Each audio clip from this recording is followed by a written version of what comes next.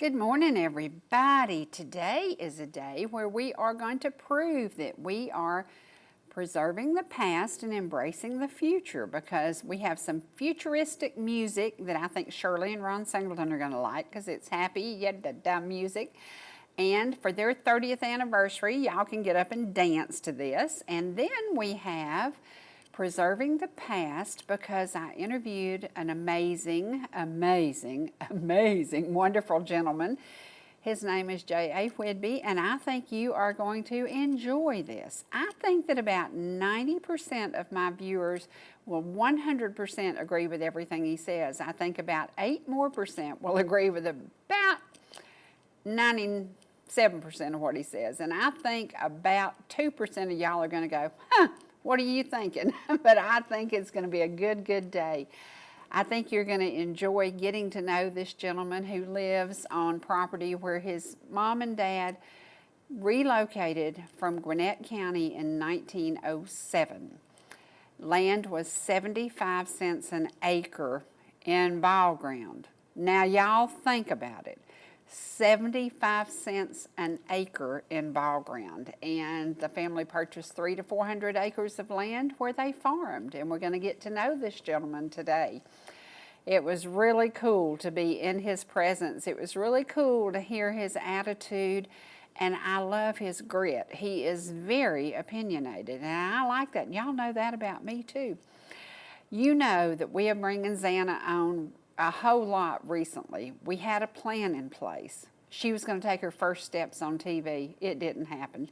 She took her first steps at home, but we do have a video that we're going to share with y'all today, because y'all get to see this baby taking her first steps and how tickled to death she was when she realized that she could walk. And just watch this. Just watch this. Is that not precious?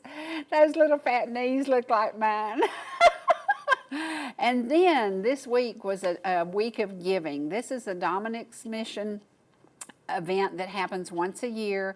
It is to give honor and to give reference to everybody who is a part, from volunteering financially to volunteering with your time and your energy, to Dominic's Mission in Ball Ground. This place provides so many meals for so many people, and I want to share something with y'all. If you make a $20 a month donation to Dominic's, and you do it through the Pizza Club, you get a coupon monthly for a pizza from Dominic's, and Dominic's gets the money. So they get $20 a month from you.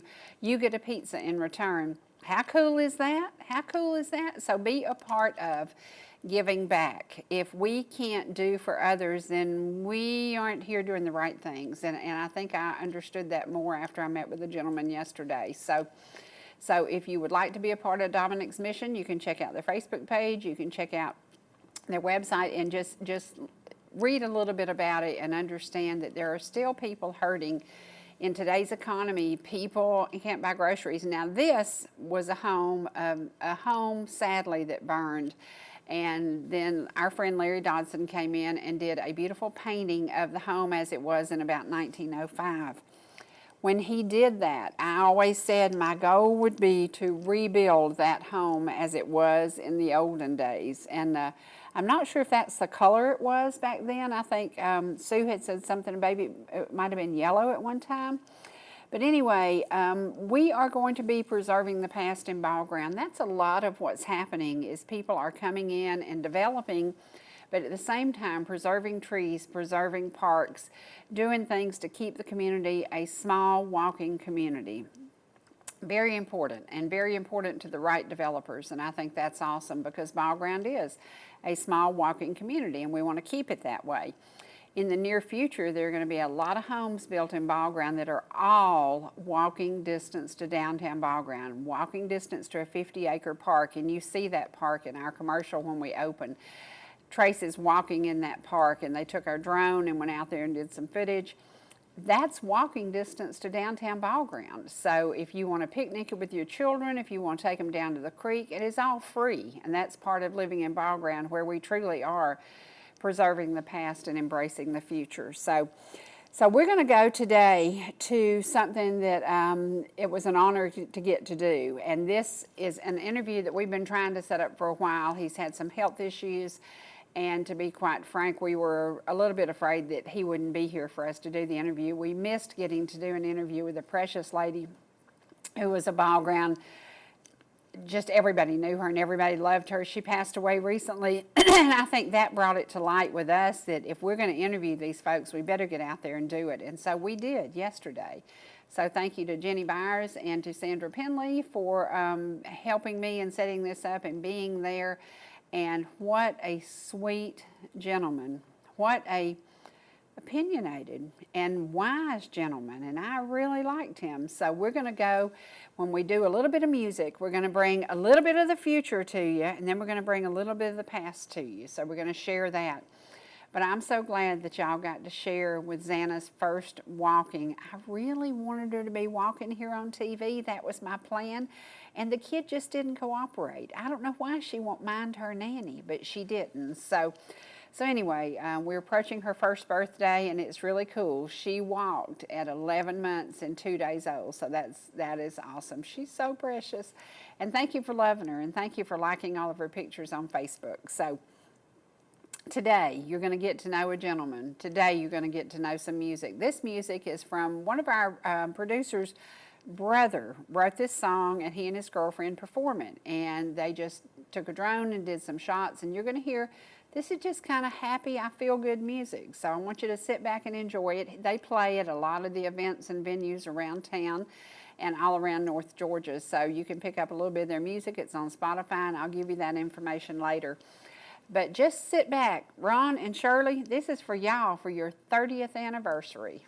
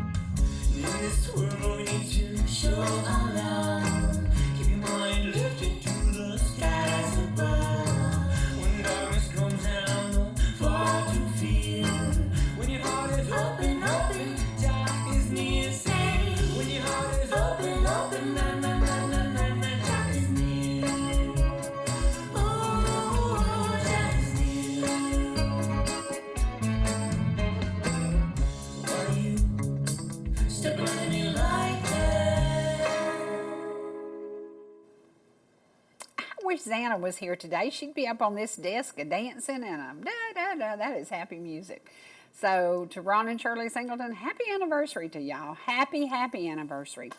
Now, I belong to the Historical Society of Ball Ground, and I am the person who is doing their videos and interviews and da-da-da-da. And it's been a lot of fun, met a lot of neat people. But on Tuesday night, the 25th, you're going to get to come to the Historical Society meeting at 7 p.m. in Ball Ground at City Hall.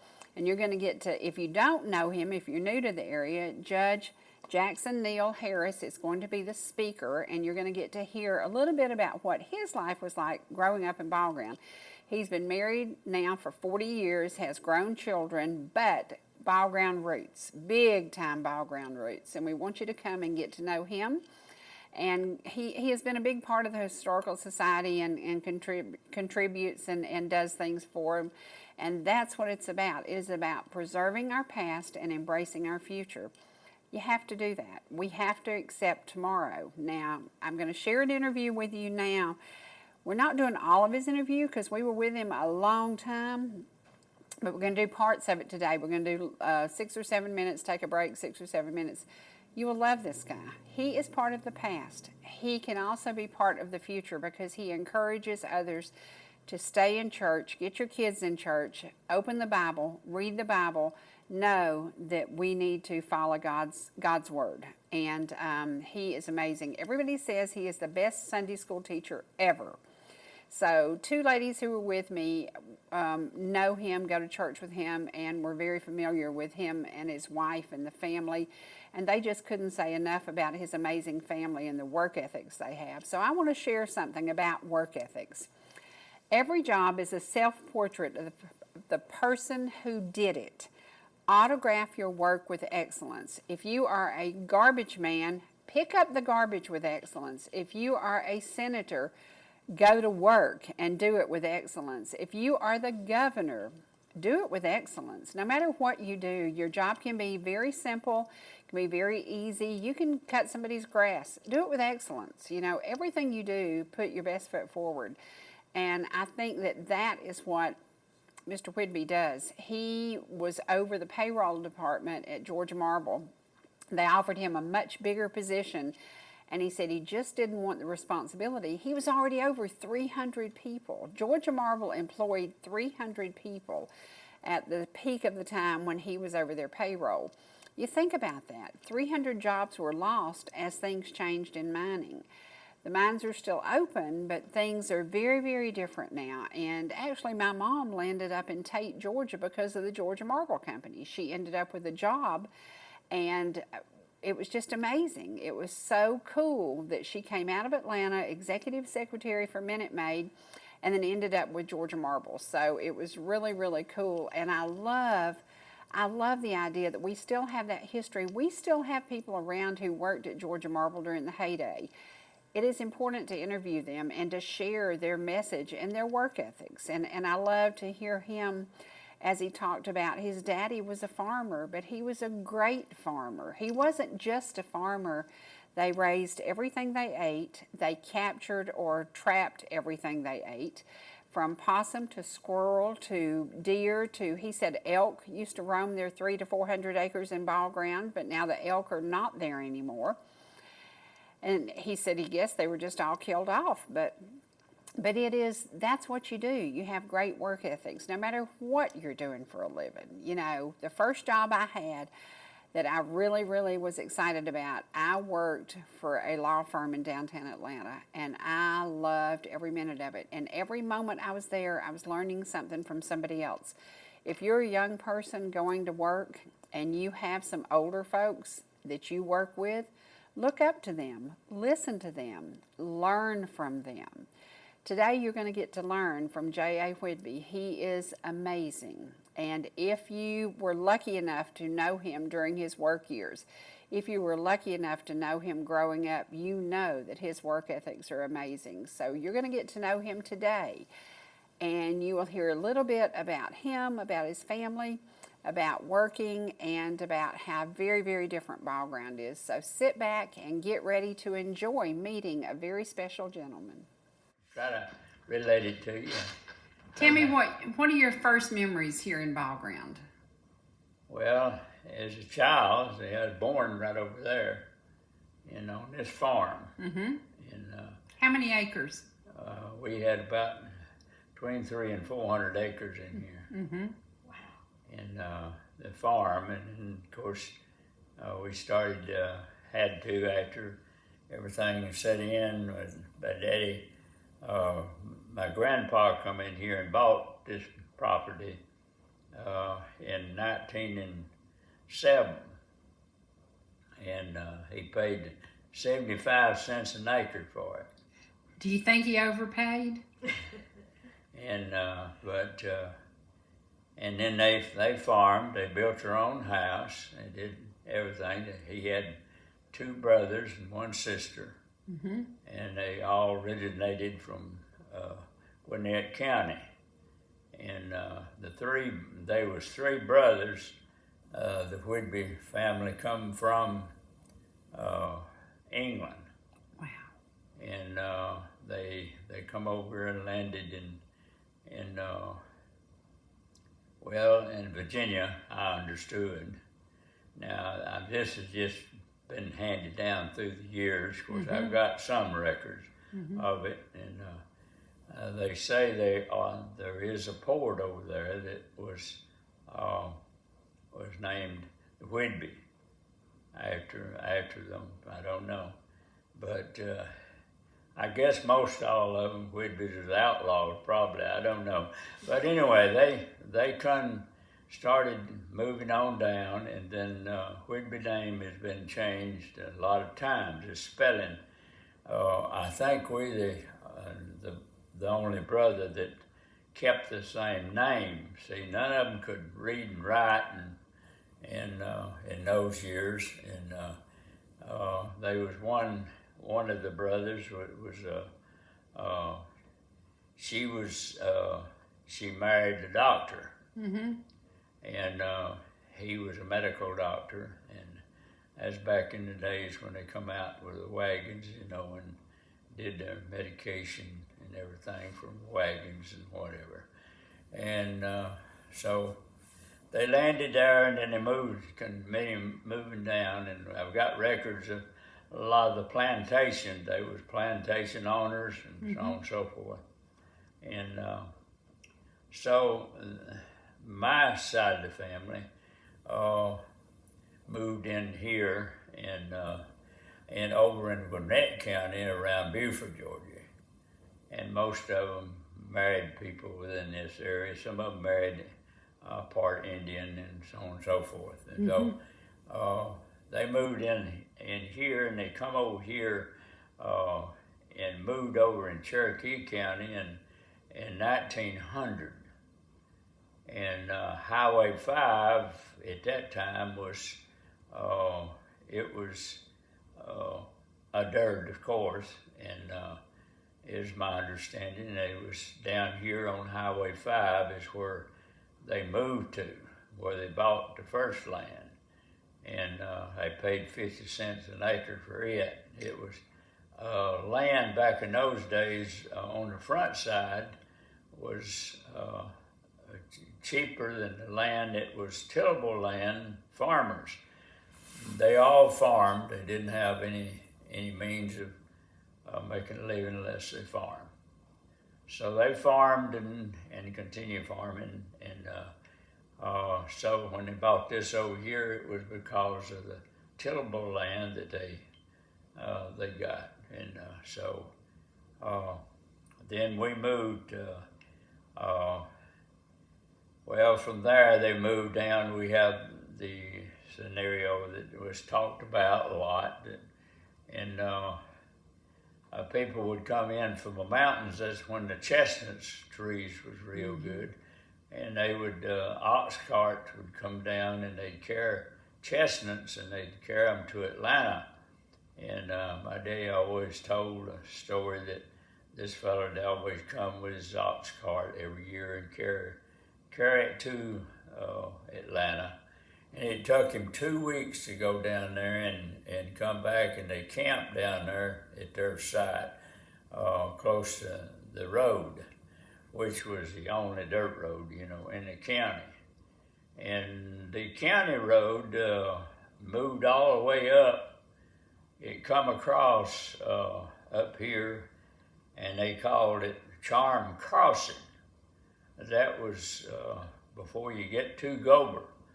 And we had one large plantation owner that lived in the Lays that's buried at the Sharp Mountain Church, and they give Sharp Mountain Church their acreage. Mm-hmm. And back in those days, they didn't have, you could tell that he wouldn't let them come through with the road. The railroad did come through, and they put the railroad, and then they had a crossing up here at Gober. And it was, it always, I remember seeing a sign that said Gober, mm-hmm. but it was never incorporated or anything. And they had a passenger train that come into there. And most of the people that wanted to go somewhere any distance, they caught the train and rode it.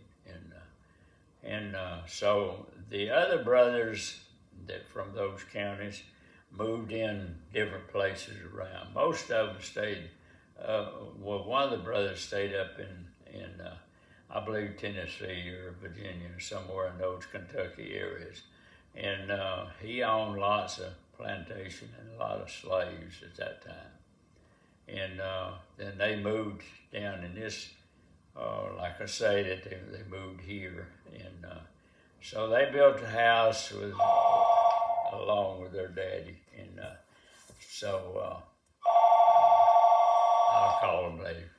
And so if I talk too long, you just tell me to shut up. But then they moved in and started their. Okay, we're back. Okay, they started, and they did everything was done at home. In other words, we didn't have any power, no phones. In those years, of course, they didn't. And we never did when we lived over there on that side. I was born at home, and I had a sister that was born at home, and mm-hmm. Then my daddy married when he was around 30-year-old, and but anyway, the other brothers married off, and so Daddy eventually, to take care of the old people, he took care of that, and he inherited the farm, and so the other brothers agreed for that to be so, and so they did that, and but the Lays is telling a scenario about the Highway 5 come up to what we call Charm Crossing is down here, mm-hmm. and he would not let them go through his property. He owned from Sharp Mountain Creek all the way to Ball Ground, all the way to the Ellijay River, all the way up to Sharp Top Mountain. In that area, he owned lots of land. And the first, in those years, they did not issue deeds. And it was a agreement. And I went to the courthouse and checked it out to see if they did have it recorded, and they did. It was recorded, but they did not. And every 40 years, see, whenever the land was settled, whenever the Indians was run out, mm-hmm. as if to say, mm-hmm. They give it to a 40-acre tract to each of the individuals mm-hmm. that wanted some property. And if you improved that property, then you could live on it. But you had to bring it update every 40 years. And somehow or another, they didn't bring it up.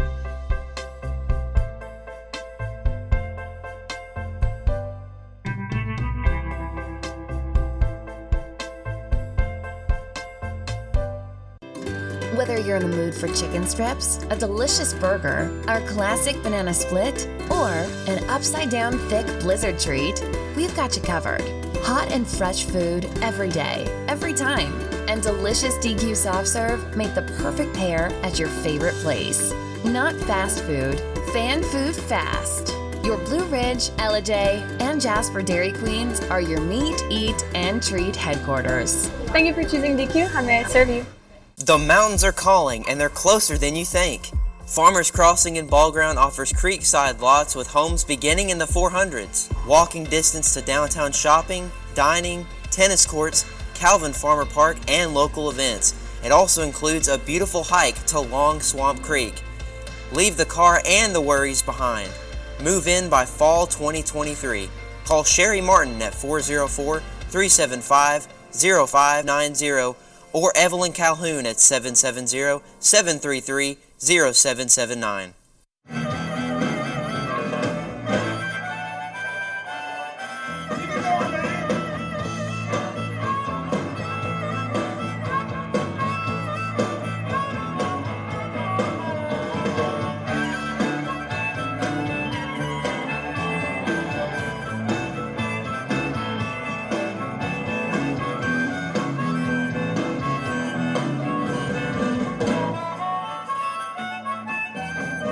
Georgia Medical Treatment Center now has 2 locations to bring you the high-quality holistic care you've come to know and expect. We treat neck, back, and joint pain with chiropractic care and injection-based treatment without the need for surgery or prescription painkillers.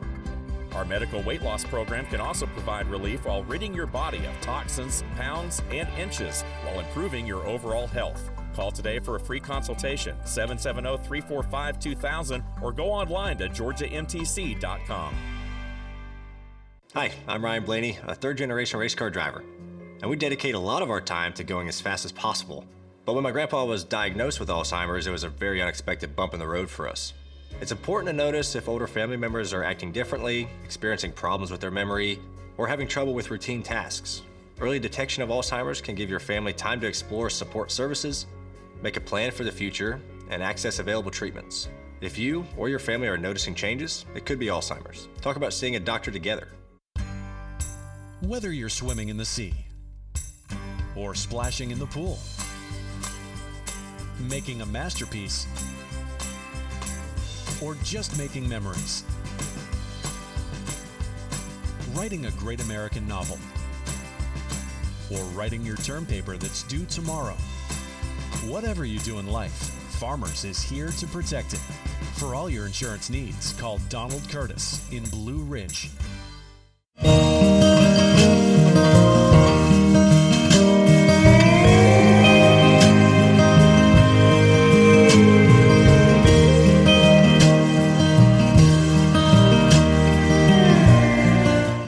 Well, for you folks who don't know this precious gentleman, I hope you are enjoying getting to know him. For those of you who knew him and his precious wife, she passed away in 2017. They had been married 59 years. They dated for 4 years, and everybody said that she could do anything, everything, and that she was precious, precious, precious. So in honor of Jane Whidby, we would like to say, you know, if you're looking at your marriage and you're thinking, nah, I don't know about this, I don't know about that, go to the Bible. Mr. Whidby says that answers all questions. All questions and all answers are in the Bible. And he and his wife were in church every Sunday. He's a Sunday school teacher, and I love, look at that old wheel. That was a table in his den. I love that. Is that not the coolest thing? That's an old wagon wheel, and I love that. I had to have a picture of that. So really, really cool. So in honor of his wife, if you're having problems, if you got things going on, if you can't find the answer, go to the Bible. The answer will be there. We're going to go back to a little bit more time with him, and I think you'll get to know him a little bit today, and you'll probably like him. I think you'll be a J.A. Whidby fan when we get finished today. Okay, we are visiting at the edge of Ball Ground on a huge farm. How many acres do you have now, sir?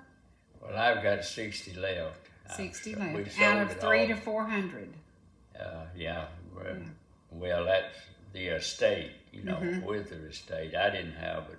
I bought different tracts of land, but my family had about within that range later, but they first bought when they're in 113 acres, more or less, deed call. And you know, today farmers are struggling to make a living. Did your family make a good living in farming? Yeah, they made a good living to eat. That's all they did. They didn't try to make. My daddy used to tell me that he worked off a lot of times. He would dig wells.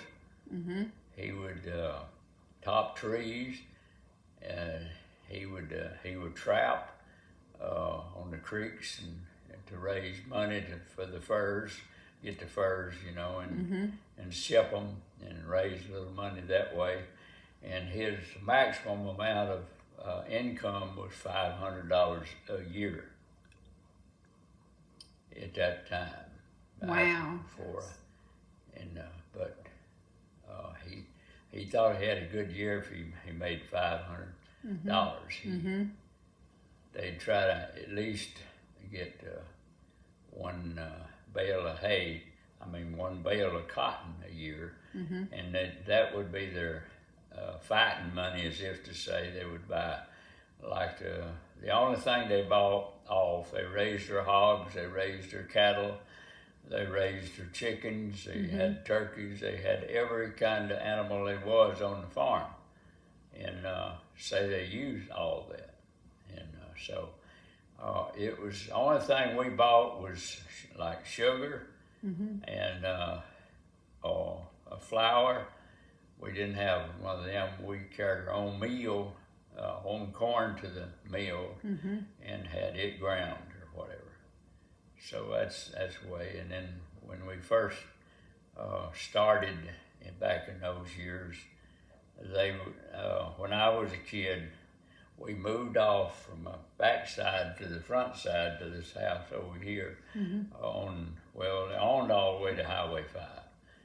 And so they started there, and we moved over there when I was 8 years old, I believe it was. And beg your pardon, I believe it was 11. I was 11 when we moved over there. And you know what I would venture to say, the food that you grew up on is much, much healthier than what we're growing up on today. Oh yeah, you didn't have the problem with insects because they burnt the woods off every year, and see the vegetation build up in there, and the bugs get under it, and they never can get killed. But see, we burnt the woods off; it was clean. You could just walk anywhere in the woods. Back in those days, we eat everything that the wild animals, and they eat so much of the stuff that they were originally deer here. They was originally elk here. But around 1900, they said that, I think within those years, they become extinct. And they done away with them. They killed them all for food, and so that's what they done. And but they raised everything at home and did their meat curing, salt cured their hams and middlings and shoulders, and my daddy sold them each year. He had the smoke houses, you know, that they built to raise their own meat, and they would sell them. And so everybody around had a hog, and they had to have the lard, and that's the way they rendered out all their meat that they needed to get their lard out. And they had raised hogs that would produce a lot of grease. And so nowadays people want nothing but lean meat. So it's a little bit different. But we cannot, now the weather has changed so much that you can't do that no more. Anyway, they forded the river and went to Highway 20. And Lays would not let him come through his land.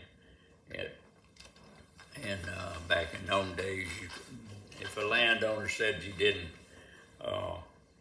you want him to go through his property, you didn't go through it. But now, as you know, power lines and gas lines and roads and so on and so forth does, and they can take it away from you and go ahead and run whether they want to in there. So they do have power of domain. So it's a little bit, it's so much different. And like I say, at the end of, he later on let them come through and go all the way to ball ground,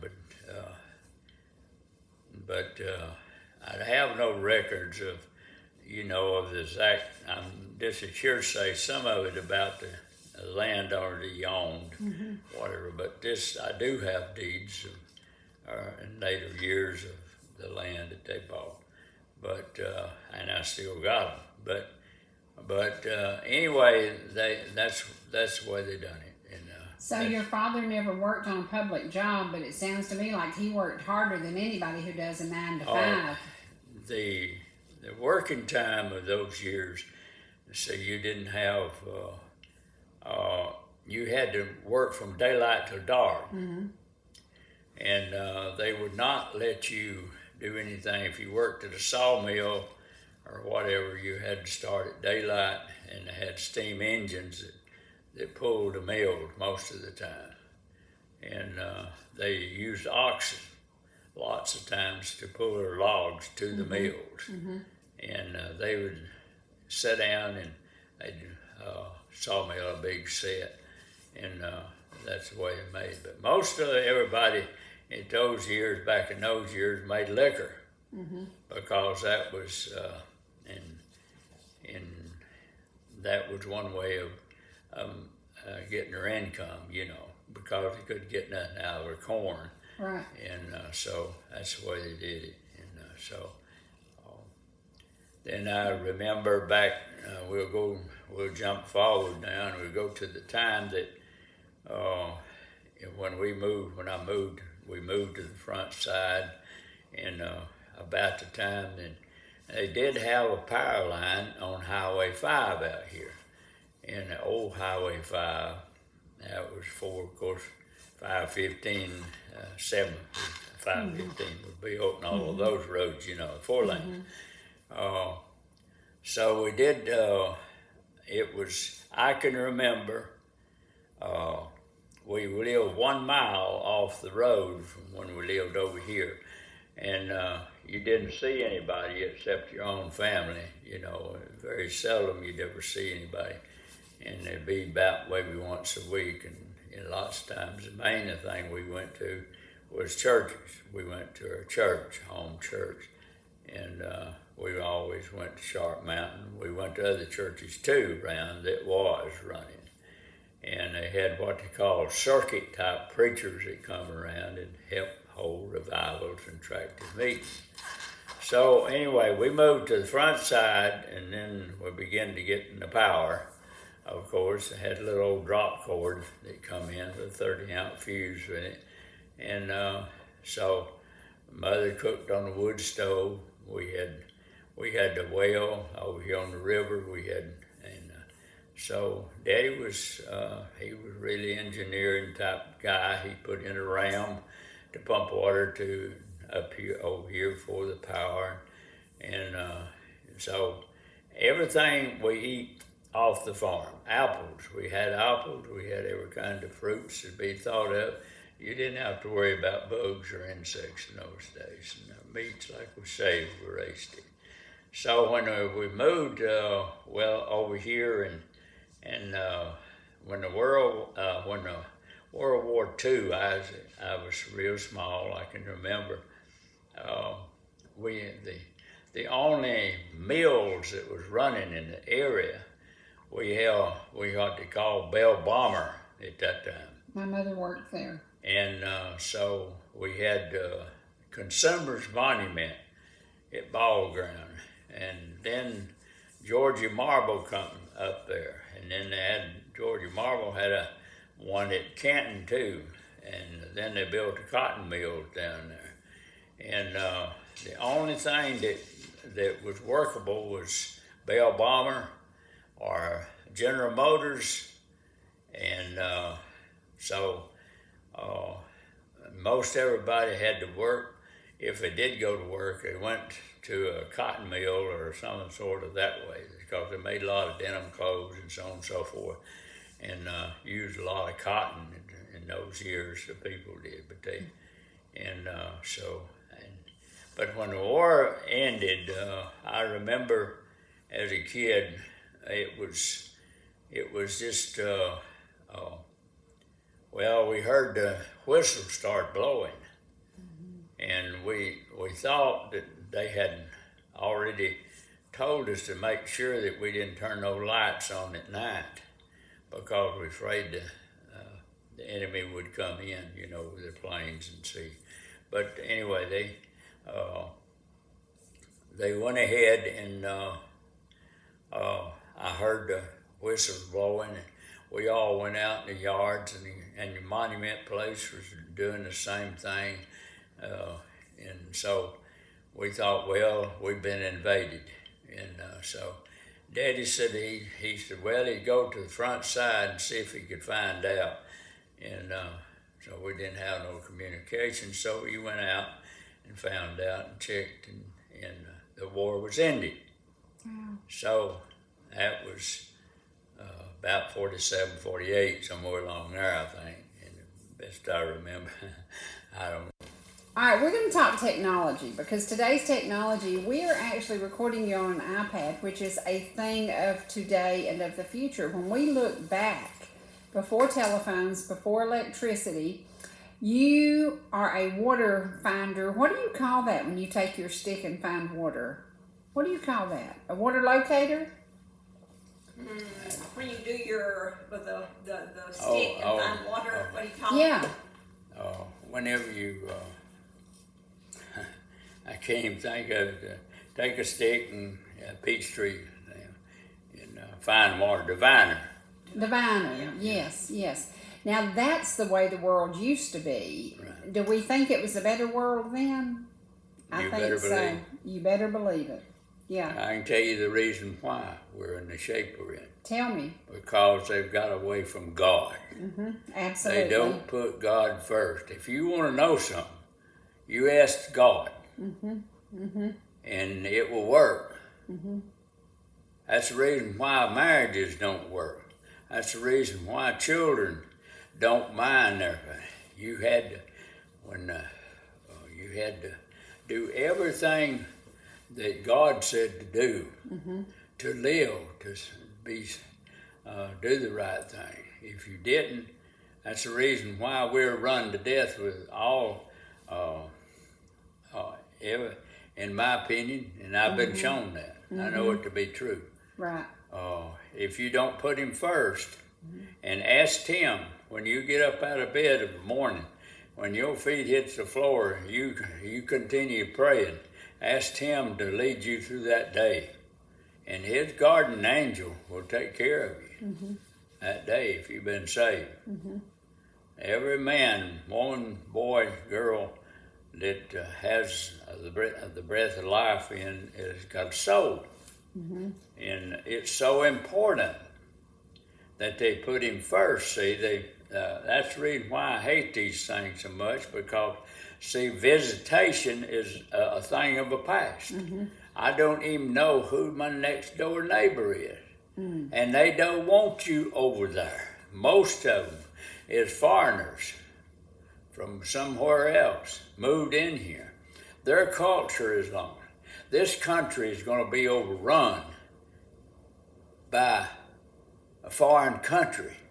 And they're not going to fire a shot to do it. God has showed me that. And you know why? Because we get weaker every year. They do not know what their kids are doing. They don't know what they're on this phone, what's being seen, what's talking about. Their morals is zero. They have no morals no more.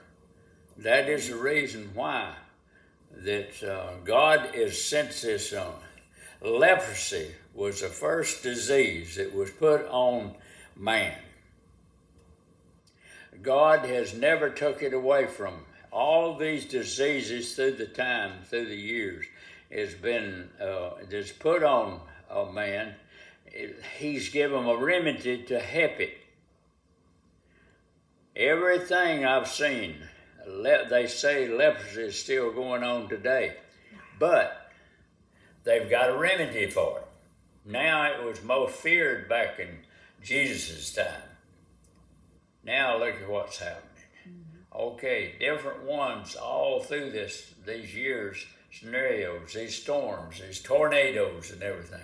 People said, why, he don't do it. God is a merciful God. He ain't going to do no such. Don't tell me he won't let the devil of this world, the prince of this world, who is he?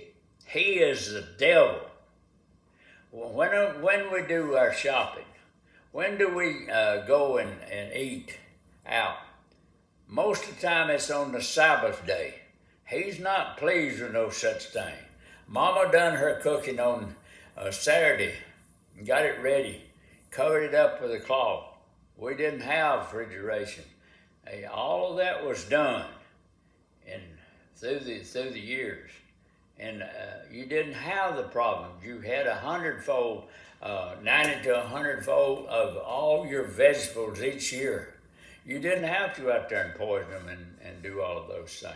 You didn't have these chemicals going in there killing people today. Mm-hmm. All of this, now the diphtheria and all of these different types of diseases that's come through years, have they took it away? It's still there, but they inoculate the kids now for all of this different thing. He's given them a remedy to help it. Mm-hmm. The storms, the tornadoes, they've tried to change them. They even put planes up there and so on and so forth. Why? Because he's telling them. New Orleans was destroyed by, you see what happened a few years ago. We know exactly what took place. Mm-hmm. God has not took it away, and he's not going to take it away, because every generation is getting more weaker, and them kids are sitting there and they can't even make change. They can't even change money when it comes down there to buying. You better not go down there and go and get you a hamburger and give them. They say it'd be so much, and they got so much change. If they couldn't put it in the computer, I was born and raised at a time when we had general stores, and they had to wind it out on tapes. Right. The tax is figured. Everything is figured. It's reordered on figures. Mm-hmm. Everything is done, and the kids now sit just quick as they get home, and all they do is sit and I'm not so much opposed to these, but I'm opposed to what it's doing to America. Mm-hmm. Mm-hmm. It's sending us to hell. Mm-hmm. Every generation is more wickeder as it goes along. And he's dead on. There's not an argument we could ever have about that. That is my opinion. That's the truth. And there's so many people who stand with you and agree with everything you're saying.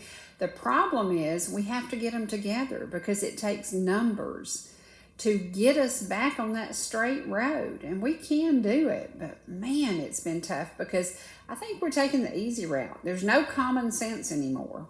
Nobody has any common sense. I handed a girl at Ingles the right money with a little bit of change one day, and she said, "Oh, I can't do that." I said, "What?" And I had to tell her how to give me my change. And I thought, oh my gosh, are you kidding me? But yeah, we need more of you in the world. We need more of you. And what can we do to help these kids? Well, the only way they can do is to turn back to God and ask him what to do next and first in their lives and so on. Mm-hmm. That's the reason why if people, and I was shown exactly, a good lady told me, and I'll tell you just a scenario about her. She come to me and she said, "Jay," said, have you been saved, ain't you?"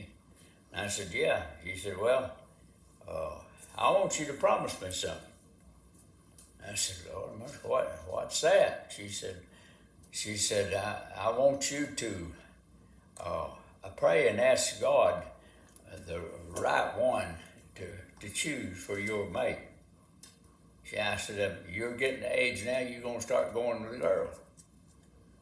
I said, I thought to myself, it's none of her business or God's business. I want to marry the most popular, the most sexiest looking gal they are in the country.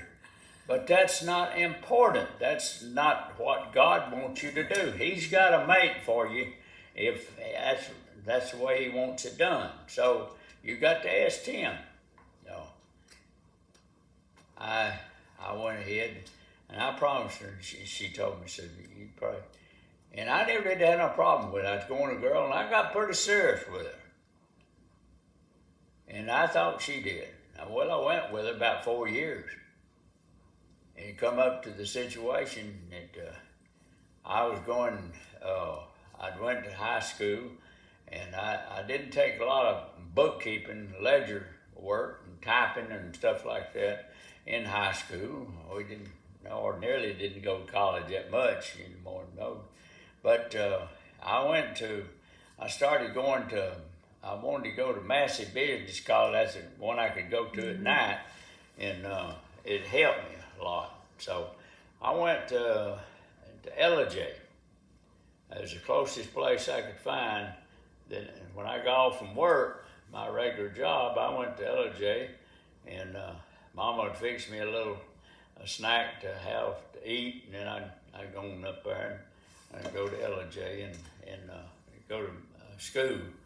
And so I was, started home, and it got to bury me. That woman, like I say, I was going to this girl, and so I said, what am I going to do? And he reminded me of what I promised that woman. My neighbor, she was real sweet, good person. She knew the Lord, she knew what to do. And so, anyway, I got around Talking Rock up here above Jasper. And I started praying. I said, Lord, just help me, just show me the right one. And I left this world. I did not know when I come through Jasper. I didn't know anything of any sort. I knew when I turned off over here on Highway 5, where Mom and Daddy lived. And so he told me exactly one day. And I went ahead, and I said, well, if that's the right one, that's what I'm gonna do. So I went ahead and we made arrangements and married, and it worked. 59 years. 59 years. So taking God's advice was certainly the right advice to take, wasn't it? Yeah. Yeah. Guess what, y'all? We had an unexpected visitor. We kind of expected her, but we didn't know what time she'd get here. Xana, look at everybody. Say, hey, y'all. Hey, y'all. Say, hey. Hey. What y'all doing? Did you tell them you could walk? Hey. Yay. Say, thank you for tuning in today. We're going to leave y'all with a little music. Just a little music and a little laughter from Sweet Xana. Say happy birthday to me almost. 1 month. Yay. Yay. Yay. All right, guys, we're going to take you to a little bit of music by Barry Scott. So we're going to end today with something, this is such a blessing because his daddy Floyd, one of my favorite people, brought him in. Floyd's part of the past, Barry's part of the future. We are preserving the past. We are embracing the future. Today, reach out to a child. Teach a child to cook. Reach out to a child. Take them to Vacation Bible School. Reach out to the past and go visit with an elderly person. It will bless your day. I promise you it will. I'll see you again soon, only on ETC. Let's listen to some Barry Scott music now.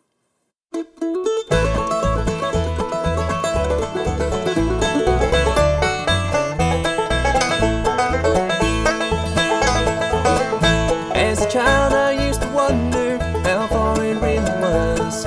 Did I have to die to see God's heaven up above? And if I did, it didn't seem like too much fun to me, until one day my mama helped me see. On the wings of angels angels, I'll fly to heaven's home on high. God will surely lead us all the way. When those pearly gates appear, my Savior's voice I'll hear. On the wings of angels, I'll make it home one day.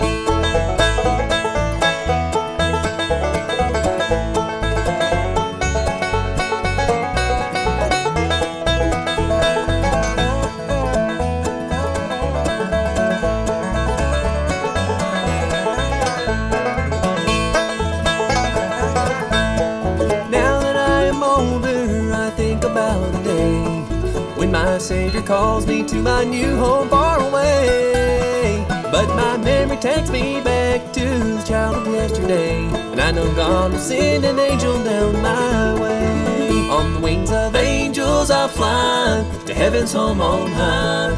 God will surely lead us all the way. When those pearly gates appear, my Savior's voice I'll hear. On the wings of angels I'll make it home one day.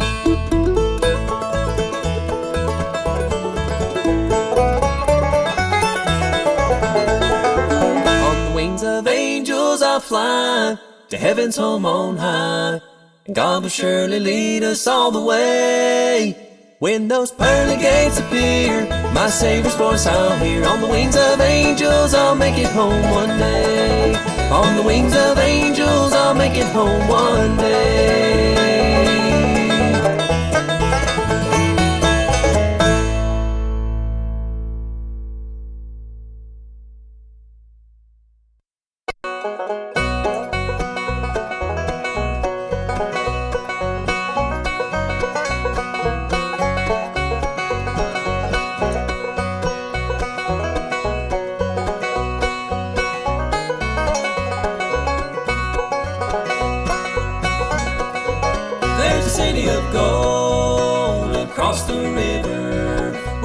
And I'm told I'll live for aye. My soul will fly over chilly Jordan, over Jordan. On wings of love I'll fly away. Not a moment to lose, not a moment to lose. There's nothing to do but make up your mind. Take a moment and choose, take a moment and choose God's love divine. From the moment you're saved, how happy and shout how happy you'll be. Take a moment and live eternally. Heaven is free, how happy you'll be when heaven you see.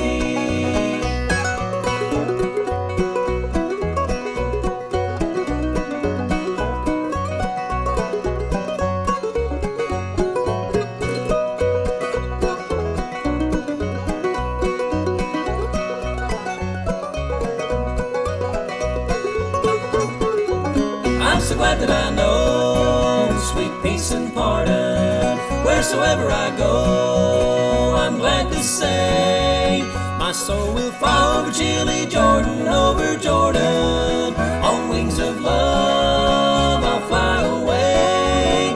Not a moment to lose, not a moment to lose. There's nothing to do but make up your mind. Take a moment and choose, take a moment and choose God's love divine. From the moment you're saved, how happy and shout how happy you'll be. Take a moment and live eternally. For heaven is free, how happy you'll be when heaven you see.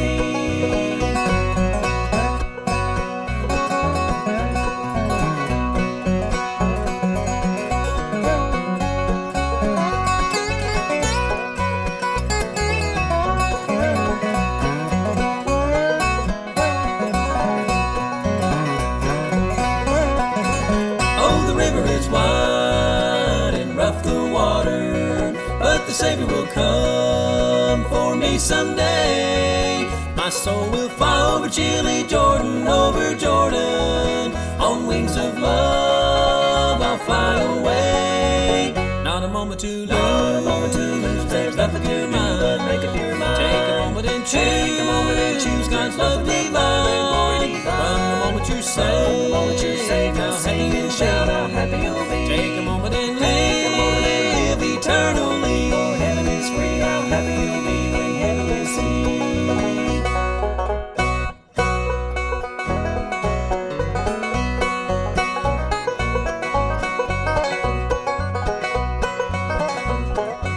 Not a moment to lose, not a moment to lose. There's nothing to do but make up your mind. Take a moment and choose. God's love divine. From the moment you're saved, how happy you'll be. Take a moment and live eternally. Take a moment and live eternally. For heaven is free, how happy you'll be when heaven you see.